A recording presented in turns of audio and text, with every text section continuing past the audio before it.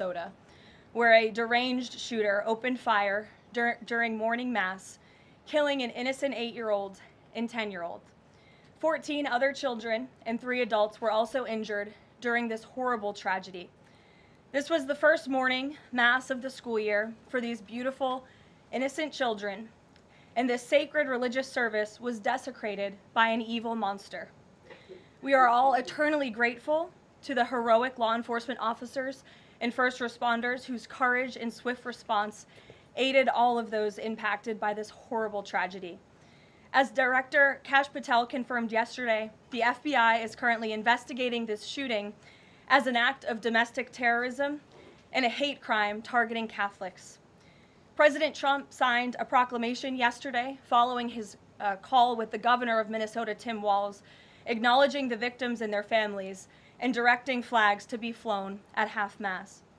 President Trump and the First Lady encouraged the entire nation to join all of us in praying for the victims and their families as they face unimaginable grief and loss. The White House and the FBI will continue to provide further updates as they become available.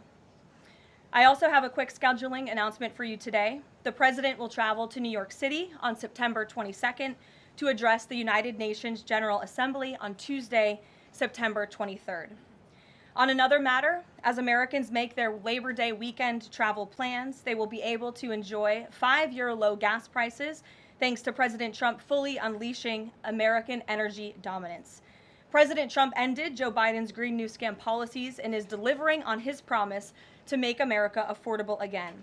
These savings at the pump are giving everyday American families more room in their budgets at the end of each month, which is the exact opposite of what we saw under the previous administration. And as we commemorate Labor Day this year, we finally have a president who fights and delivers for the American worker every single day. President Trump believes that American workers are the heart and soul of our economy and our national identity, which is why he's championed an agenda that puts them first always. For decades, the hardworking men and women of our country who built the greatest nation in world history were sold out by selfish, greedy, short-sighted globalists who put our country on a path to economic and cultural ruin. They hollowed out our factories and towns and betrayed the American working class by shipping jobs overseas and importing millions of low-wage migrants to replace American workers. Under President Trump, this national disgrace is over. American workers are, once again, being put at the center of national trade policy, and the dignity of American labor is being defended. As a result, President Trump has already brought in nearly $10 trillion in new private and foreign investments so that the top businesses in the world can create high-paying jobs in America and hire American workers to fill them. In fact, since President Trump took office, the economy has added more than 500,000 new jobs to the workforce. In a stark reversal from the Biden administration, all of that job creation has been driven by private sector growth, and all employment gains have gone to native-born Americans. Wages for blue-collar workers are now rising at the fastest rate in the past 60 years. And the average American worker has already seen a $500 wage increase this year alone. Thanks to the largest middle tax cuts ever signed into law by President Trump, with no tax on tips, no tax on overtime, no tax on Social Security, Americans in all 50 states will keep more of their hard-earned money. The average American taxpayer will see a tax cut of nearly $4,000 because of these pro-growth provisions, according to analysis from the Nonpartisan Tax Foundation. In other news, President Trump continues to deliver on his promise to restore law and order to our nation's capital. Since President Trump's intervention, there have been more than 1,283 arrests right here in the District of Columbia. Total crime in D.C. is down 19%, and violent crime is down 30%. Carjackings in the district are down 67%. Homicides are down 57%. Robberies are down 40%. Motor vehicle thefts are down 32%. And assaults with dangerous weapons are down 23%. And property crime is down 18%. These numbers prove the president's bold actions to make D.C. safe and beautiful again are working, just like he said they would. And that's why on Monday, the president took additional action to sign an executive order taking steps to ensure that cashless bail in Washington, D.C. is eliminated. For too long, DC's reckless cashless bail policies have allowed dangerous criminals to be quickly released, which endangers everyone who lives in and visits our wonderful capital. No cash bail has also foolishly forced law enforcement to repeatedly arrest the same offenders over and over again, only for them to be released back into our nation's capital. This is the definition of insanity, and the president is seeking to end it. He also signed a separate executive order addressing the crime emergency in D.C. by instructing the National Park Service to hire additional United States Park Police officers to support public safety, and directing the U.S. Attorney's Office for D.C. to hire additional prosecutors to focus solely on violent and property crimes. So while liberal Democrats across the country continue to double down on their failed soft on crime approach, the American people, including local D.C. leadership, business owners, and residents, are rallying behind President Trump's crime crackdown. According to new polling, 81% of Americans say crime is a major problem in large cities across the country, and a clear majority of Americans believe the president's actions are justified and necessary to reduce crime in these cities. Indu Bhatia, who runs a liquor store a half mile from the White House here just down the street, is one of those Americans who are grateful for President Trump's public safety push. Indu recently told the New York Post that her store was robbed so many times that they had to spend exorbitant sums of money on security, jeopardizing her family's financial future. But thanks to President Trump's strong action, Indu said, quote, "All of my employees, including me, we feel much safer, and even our customers feel really happy when they walk into our store." And just yesterday, Washington, D.C. Mayor Muriel Bowser credited President Trump for surging federal law enforcement personnel and said neighborhoods, quote, "feel and are much safer." We thank Mayor Bowser for her cooperation and her willingness to help us make D.C. safe and beautiful. This entire effort has vindicated what President Trump and law and order advocates have been saying for years, and this is our message to Americans in Democrat-run cities nationwide. Decline is a choice. You don't have to live in constant fear of being robbed, raped, or murdered. Your leaders are lying to you, and they have been failing you for decades. The President Trump approach of upholding law and order by letting our brave men and women in blue actually do their jobs to aggressively fight crime works. In just a few weeks, President Trump has done more for D.C. residents than Democrats did in 50 years. And this can be replicated in other crime-ridden cities across the nation. As President Trump has said, all of these elected officials in charge have to do is pick up the phone and ask for the president and the federal government's help. President Trump doesn't care if they are a Republican or a Democrat leader. He wants Americans to be safe and for every law-abiding American citizen across the country to be able to thrive in their city and in their community. With that, I'll take questions. Here in our new media seat today, we have social media influencer, content creator, Brandon Tatum. Brandon, thank you so much for joining us today. Why don't you kick us off? Well, Karoline, thank you so much for having me. I really appreciate it. And on behalf of everybody that follow me, the millions of people that follow me, I want to say thank you for making the sacrifice and dealing with some of the most disingenuous people on planet Earth at times. I have two questions. The first question is associated with the shooting that occurred the other day. And I want to ask the question of, we know that it's not a gun thing. Any rational person knows it's not a gun thing. We know it's a mental health issue. So I want to know from you, what is President Trump and the White House going to do to address mental health issues around the country associated with these shootings? And the second thing is Chicago. You know, anybody with, and I say, with a connected brainstem knows that Chicago's crime is out of control. And young black men are getting killed, laying dead in the middle of the streets every single day in Chicago. No president has addressed any of these issues. And so what is the White House going to do to address issues in their capacity to deal with the conflict and violence in Chicago? Sure. Well, to your first question about this shooting in Minnesota, right now, the administration is focused on helping the people of Minnesota. It's been less than a day, of course, since this tragedy happened. We have federal law enforcement on the ground assisting local law enforcement. This investigation is ongoing. There's still a lot of facts to understand about these circumstances, and so we're going to continue to do that. As for Chicago and cracking down on crime, it is a priority of this administration to ensure that American cities are safe again, and I'm so glad that you brought up the crime in Chicago, because we've been seeing the governor of Illinois parading out there saying that there's nothing wrong with Chicago. It's a great place to live. There's no crime there. He doesn't need President Trump's help. Well, I think the residents of Chicago beg to differ, and the statistics beg to differ. And I'll just share a few of those statistics with all of you. For 13 consecutive years, Chicago has had the most murders of any U.S. city. This is J.B. Pritzker's legacy, by the way. For 7 consecutive years, Chicago has had the highest murder rate among U.S. cities with more than 1 million people. In 2024, just last year, Chicago's murder rate per capita was 3 times higher than Los Angeles and nearly 5 times higher than New York City. That's more than double the murder rate in Islamabad and nearly 15 times more than Delhi. Out of Chicago's 147,899 reported crimes this year, that's how many crimes have been reported in Chicago since January 1st. There have only been arrests in 16% of them. These numbers are unacceptable. There have been more illegal guns recovered in Chicago than in New York City and Los Angeles combined. The number of reported motor vehicle thefts last year was more than double the number in 2021.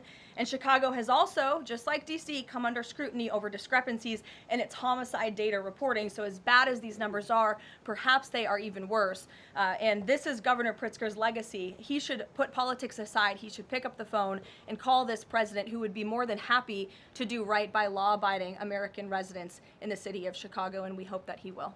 Gabe, and thanks for being here, Brandon. Gabe. Karoline, thank you so much. First, on the firing of the CDC director, first, Sure. who will replace her? And then also, overnight, the White House said that she did not align with the president's agenda. Dr. Menard's attorneys say that she refused to rubber stamp unscientific, reckless directives and fire dedicated health experts. What specifically did she do wrong? Look, what I will say about this individual is that her lawyer's statement made it abundantly clear themselves that she was not aligned with the president's mission to make America healthy again. And the secretary asked her to resign. She said she would, and then she said she wouldn't, so the president fired her, which he has every right to do. It was President Trump who was overwhelmingly reelected on November 5th. This woman has never received a vote in her life, and the president has the authority to fire those who are not aligned with his mission. A new replacement will be announced by either the president or the secretary very soon. And the president and Secretary Kennedy are committed to restoring trust and transparency and credibility to the CDC by ensuring their leadership and their decisions are more public-facing, more accountable, strengthening our public health system, and restoring it to its core mission of protecting Americans from communicable diseases, investing in innovation to prevent, detect, and respond to future threats. That's the mission of the CDC, and we're going to make sure that folks that are in positions of leadership there are aligned with that mission. And briefly on another topic, Alligator Alcatraz. Last week, a judge on an environmental concerns lawsuit said that the administration had 60 days to wind down operations there, state officials did. Now, the administration has not been shy in fighting back against what it calls activist judges, but why is it backing down this time? We're not backing down. We've always said that we are going to continue to fight in the court of law for what's right, because we know that what this administration is doing with respect to all policy, but also immigration policy, is above the books, and we're abiding by our nation's immigration laws. And we think it's despicable that an activist judge has inserted themselves in this migrant detention facility to the point where DHS is now having to relocate these illegal immigrants to other detention facilities around the country. That is an unnecessary burden on the Department of Homeland Security and these agents who should be removing these criminals from our community. That's what the American people elected this president to do. So we've always maintained, Gabe, we're going to comply with court orders, but we're also going to fight back on them on the merits of the law. And DHS is in compliance while we disagree with this decision, and we'll continue to fight it in court. Let's go to... Hey, Go ahead. Thanks so much. So just following up on the CDC firing, Sure. Are you anticipating other changes there at CDC in addition to that firing? And is the administration going through in a very sort of organized fashion? Is there a task force that's going through high-level appointees to see who is or isn't aligned with the mission? Like, should we expect more changes? Not to my knowledge. I understand there were a few other individuals who resigned after the firing of Ms. Monarez. One of those individuals wrote in his departure statement that he identifies pregnant women as pregnant people, So that's not someone who we want in this administration anyway. So if people are not aligned with the president's vision and the secretary's vision to make our country healthy again, then we will gladly show them the door. Karoline, can I just Go to the back. Thank Yes. you, Karoline. Go behind you, Andrew. Go ahead. Oh, thank you, Karoline. The military deployment that President Trump has sent to the Caribbean Sea close to the shores with Venezuela is massive. It's much more that is needed to simply counter narcotics operations. Is President Trump considering launching military strikes to military installments or facilities in Venezuelan soil? I won't get ahead of the president with respect to any military action or questions about that ever.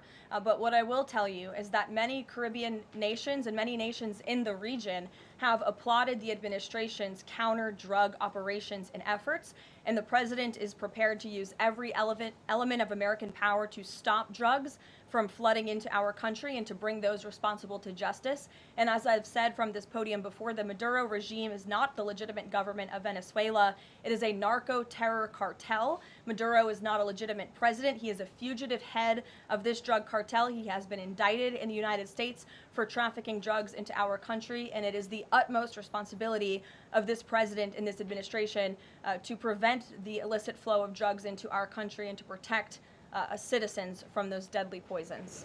Reagan. Thanks, Caroline. I have two questions for you. Sure. Democrats, including former White House Press Secretary Jen Psaki and Minneapolis Mayor Jacob Frey, attacked prayer and pushed gun control in the aftermath of yesterday's shooting. What's the White House's response to their comments? Yes, I saw the comments of my predecessor, Ms. Psaki, and frankly, I think they're incredibly insensitive and disrespectful to the tens of millions of Americans of faith across this country who believe in the power of prayer, who believe that prayer works, and who believe that in a time of mourning like this, when beautiful young children were killed while praying in a church, it's utterly disrespectful to deride the power of prayer in this country, and it's disrespectful to the millions of Americans of faith. And I would encourage Ms. Psaki to pray for these families themselves who need it right now more than ever. My second question for you is that there have been media outlets who have glazed over the fact that the shooter was confused in their gender identity. Does the administration believe that this element needs to be investigated in the shooting? All of the elements are being investigated in the shooting, absolutely. Which is why part of the reason the FBI director came out and immediately confirmed that facet of the investigation. John. Thanks a lot, Caroline. Two questions on two separate issues. First of all, the drone and missile strikes that took place overnight in Ukraine. General Keith Kellogg, the president's special envoy, has described these attacks as egregious. Do you agree with that description, and do you view President Putin as an impediment to getting peace between these two countries? Well, it's not about if I agree, it's about what the president thinks, and I know what the president thinks because I talked to him about this. He was not happy about this news, but he was also not surprised.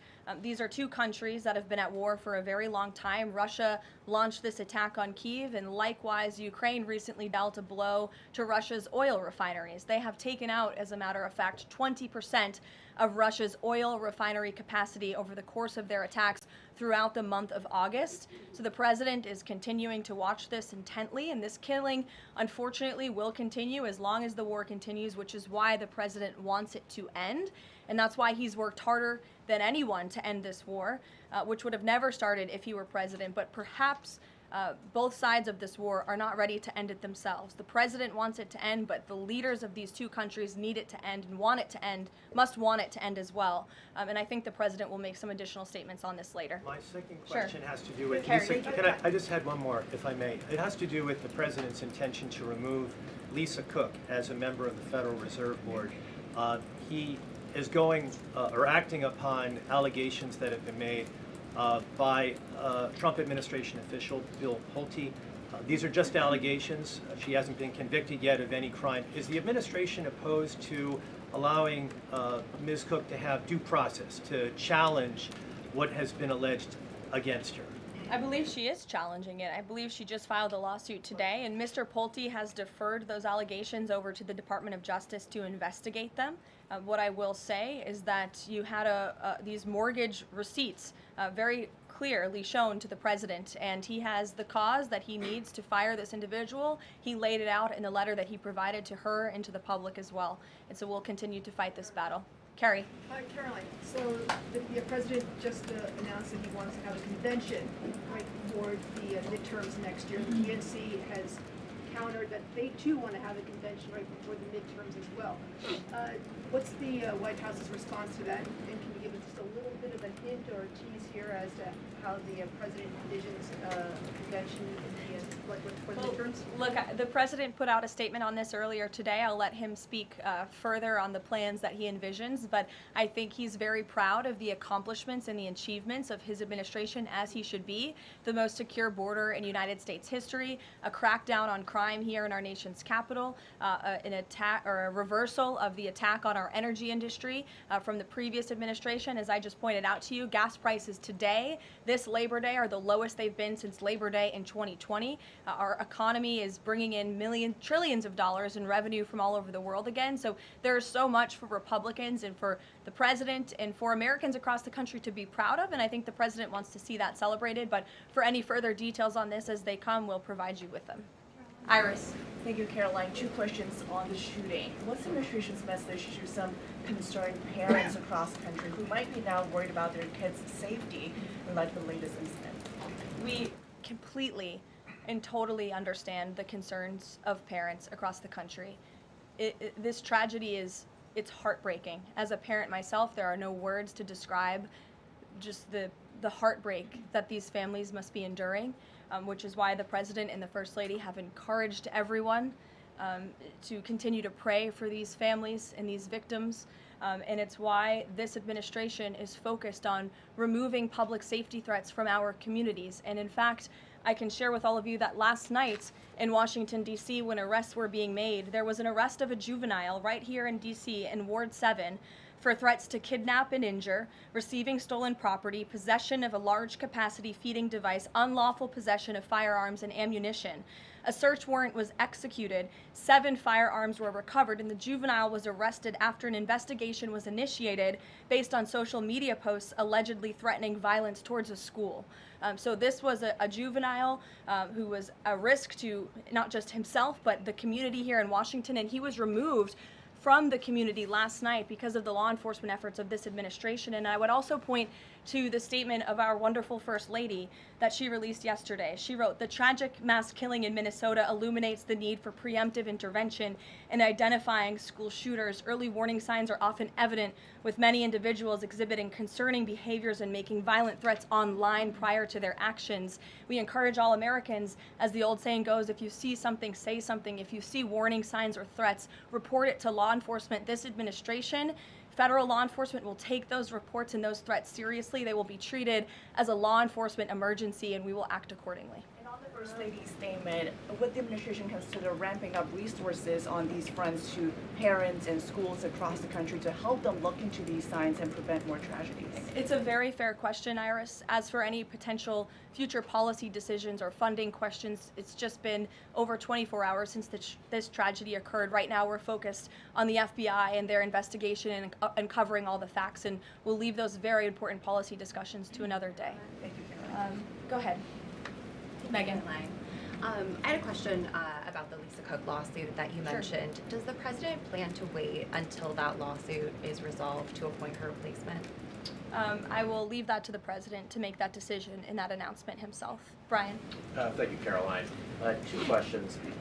Bouncing off the CDC, situation at CDC, I'm curious if administration officials are pushing back on the president's agenda, privately, publicly, however, should they fear to lose their jobs going forward?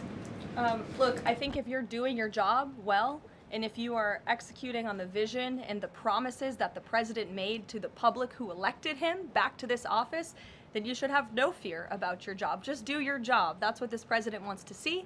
He wants to see people solving problems. He wants to see the people who have the privilege of serving the American taxpayer and the federal government abiding by the wishes of the American taxpayers who overwhelmingly reelected him in this cabinet to make America great again, or in this case, make America healthy again. On the Intel deal, where the U.S. got a stake in that company, there's two things I want to ask about that. The first is, what did the U.S. get back in return for that deal? And the second thing is, what are the future plans for giving any form of money to another company? It could be through the CHIPS Act, like this deal, or some other form of funds. What are the plans there by this White House administration? Well, look, as you know, Brian, very well, because you cover it often, the Intel deal is still being ironed out by the Department of Commerce. The T's are still being crossed, the I's are still being dotted.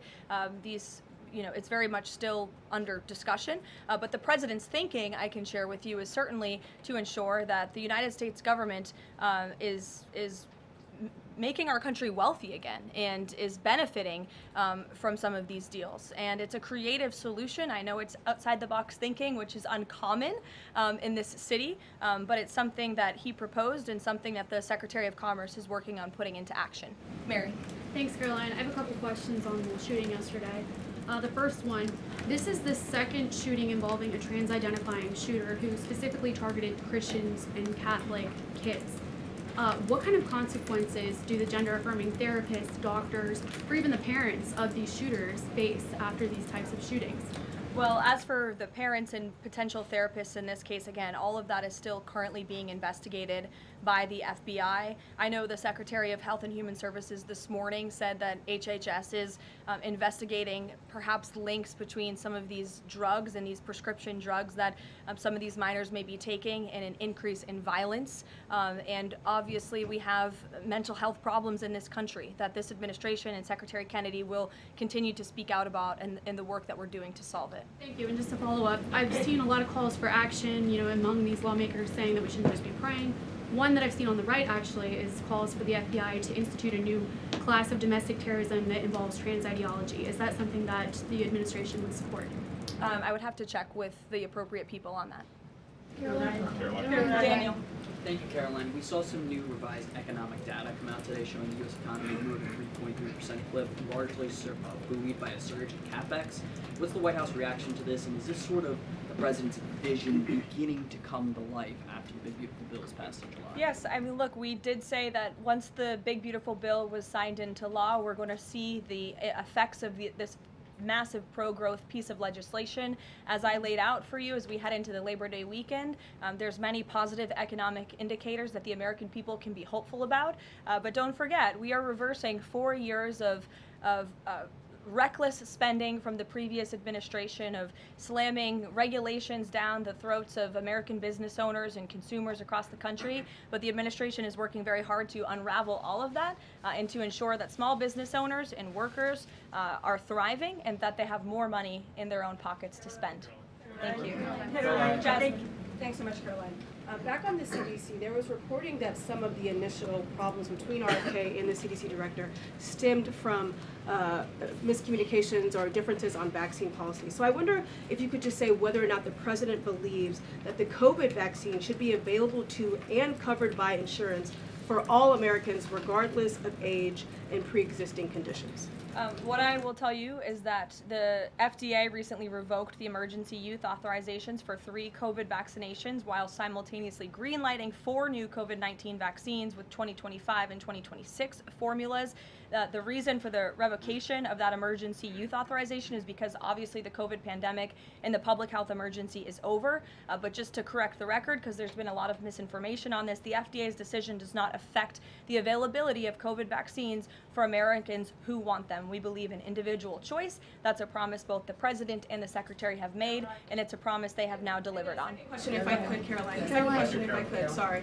I wonder if you could answer why the president hasn't acknowledged the shooting at CDC headquarters that took place earlier in August, where a police officer was killed, and it was reported that the motivation for the shooting was somebody who was really unhappy with the effects of the COVID vaccine. We absolutely were very much aware of that shooting. The Secretary of Health and Human Services put out a statement immediately. He was in touch with the CDC, and he actually traveled to Georgia to assess the situation and to mourn with the people who work in that building there. So. Caroline. Go ahead. With respect to Labor Day, one of the most underrepresented groups right now are police officers. 30,000 police officers short in America right now. To Brandon's question, 1,300 short in Chicago, 3,000 short in New York, 500 short here in Washington, D.C. What can the White House, what can the President do to help recruitment of police officers? You've done well with the military and Border Patrol. What can be done to get more police officers on the streets of America? Well, the president has certainly been very successful in recruiting federal law enforcement. If you look at the ICE recruitment campaign that was led by he and our Secretary of Homeland Security, we've seen more than, I believe, 130,000 applicants to join ICE, which is just amazing. There's more applicants now than there are jobs to fill, and we're very grateful for that. Clearly, Americans want to serve their communities. They just need a leader who encourages them to do so. So maybe Governor Pritzker should spend less time demonizing the police, more time trying to recruit more police, and more time trying to call the President of the United States to get crime in his city under control. The President wants to allow law enforcement, whether it's state, local, federal, to do their jobs, to arrest criminals, to put them behind bars, and to remove public safety threats from American communities. He'll continue to do that. Thank you, guys.